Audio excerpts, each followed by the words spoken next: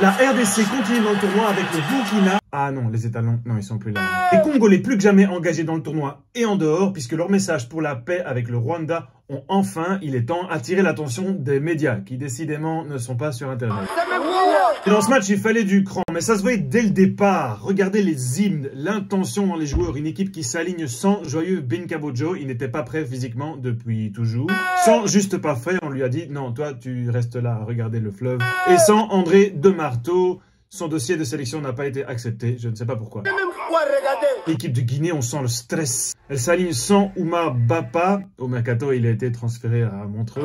Sans Oumar Mané blessé, probablement une overdose. Ça commence avec du stress, hein. On voit les petites batailles rangées prévues par les Guinéens, la pression par les flancs ou en direct, comme il l'avait fait avant. Avec une occasion grandiose, arrêt de Lionel Mpassi. On a beaucoup parlé de lui, mais cet arrêt-là, faut parler encore plus.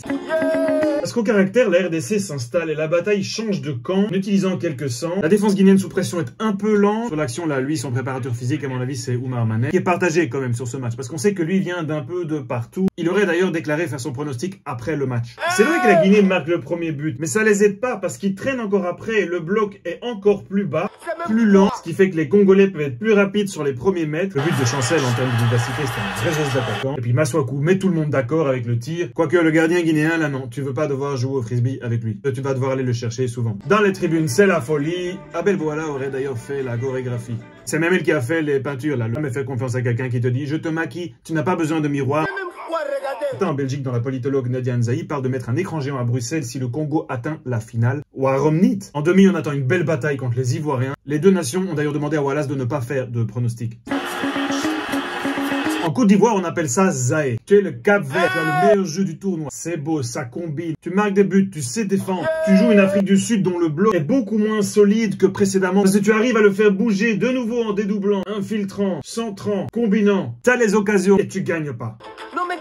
L'occasion de Rodriguez. Kelson avant les prolongations. D'ailleurs, beaucoup parlent du gardien sud-africain Ronwell Williams. C'est sur cet arrêt qu'il est fort. On voit que le bloc a commencé à s'imposer physiquement. Il y a une énorme occasion double. On sent le Cap-Vert dans le creux. Il recrée quand même de la pression dans le rectangle. Et quand on arrive au penalty, c'est le stress. Il suffit de voir leur visage. Et oui, le gardien sud-af, Ronwell Williams, est bon sur les pénaltys. Le journal L'équipe dit que c'est parce qu'il analyse ça. Tous les gardiens font ça. Les pénaltys là sont pas bons. Tu peux voir à la position de course où est-ce que ça va aller. C'est mou. Mais tout le mérite revient aux sud-af qui ont vraiment fait un match courageux. Et il y a des tireurs. Mokoena qui tire le premier pénalty, c'est juste malin. Et alors bravo au vieux roublard de Hugo Bros. À courir sur la pelouse, dit attention. Pas Hugo Boss, hein. Ça c'est Burkinabé. Eux ne sont plus là. Mais c'est comme ça qu'on apprend. Une équipe qui est belle à voir, mais qui est pas efficace. Et qui au prochain tour aurait pu montrer une belle opposition en rencontrant une équipe qui est pas belle à voir mais qui est très efficace, le Nigeria. Le Nigeria, ils sont en mode combat. Là, le Cap-Vert doit encore grandir pour aller plus loin dans un tournoi, peut-être pas penser à l'enjeu. Nigeria, ils sont dans l'efficacité, ils sont là pour la gagne. C'est le meilleur bloc bas avec des sorties ciblées. Donc ici, là, ils essayent pas que ça soit beau. Au mieux, ils vont essayer de tirer ton jeu pour engouffrer l'équipe adverse et créer des espaces en pressing. Sinon, ils reposent tous sur les sorties ciblées de leurs vedettes. Petite vedette, petite canette. Un Osimhen pressant qui récupère des ballons, permet au bloc de remonter. Un Lookman qui bouge. Pas toi, Lookman. Non, le Burkina, on n'est plus là. Et après avoir marqué, on peut rebloquer et ressortir de plus belle dans les espaces. Je pensais que l'Angola, avec son répondant physique et sa capacité à passer par les flancs, allait pouvoir lutter. Ça a failli, ils ont mis un poteau. Mais là, le Nigeria a serré, ils sont là pour la gagne. Vraiment un système qui fonctionne grâce au pressing. Dites, si tout le monde veut aller au pressing, vous pouvez pas amener un truc pour moi?